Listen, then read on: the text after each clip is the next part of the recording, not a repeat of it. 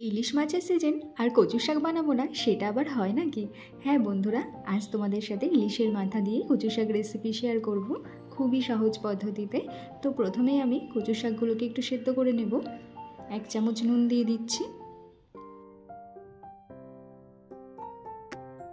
শাকটা সেদ্ধ হতে হতে মাছের মাথাগুলোকে ভেজে নেব।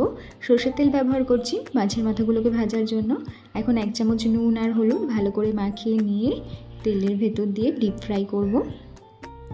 মাছের মাথাগুলো কিন্তু একটু কড়া করে ভাজবো, যেহেতু শাকের ভেতর দেব। এদিকে দেখো শাকটাও কিন্তু সেদ্ধ হয়ে গেছে। জলটাকে ঝরিয়ে নিয়ে 5 মিনিট ধরে শাকটাকে কিন্তু ভালো করে সেদ্ধ করে নিয়েছি। এখন কয়েক কোয়া রসুন আর কয়েকটা কাঁচা লঙ্কা, ঝাল তোমরা যেমন যে খেতে ভালোবাসো সেই অনুযায়ী অ্যাড করবে, থেতো করে নিলাম। মাছ ভাজা তেলেই ফোড়নের জন্য দিয়ে দিয়েছি 1 চামচ 5 ফোড়ন। এখন রসুন আর কাঁচা লঙ্কাটাকে দিয়ে খানিকক্ষণ নেড়ে চেড়ে অ্যাড করে দিচ্ছি কিছুটা কাঁচা ছোলা। কাঁচা ছোলা কিন্তু বেশ ভালো লাগে কচু শাকে। এখন 1 চামচ নুন আর হলুদ অ্যাড করে দিলাম। সব কিছুকে ভালো করে মিশিয়ে নেওয়ার পর সেদ্ধ করে রাখা শাকটাকে দিয়ে মিডিয়াম ফ্লেমে রান্না করব যতক্ষণ না শাকের জলটা সম্পূর্ণ টেনে যাচ্ছে।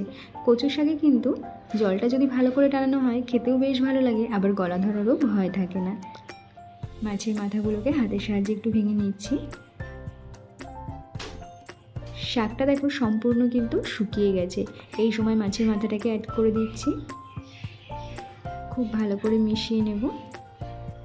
আমাদের কচুর শাক কিন্তু তৈরি। ইলিশের মাথা দিয়ে কচুর শাক খেতে কিন্তু অসম্ভব সুন্দর লাগে বন্ধুরা।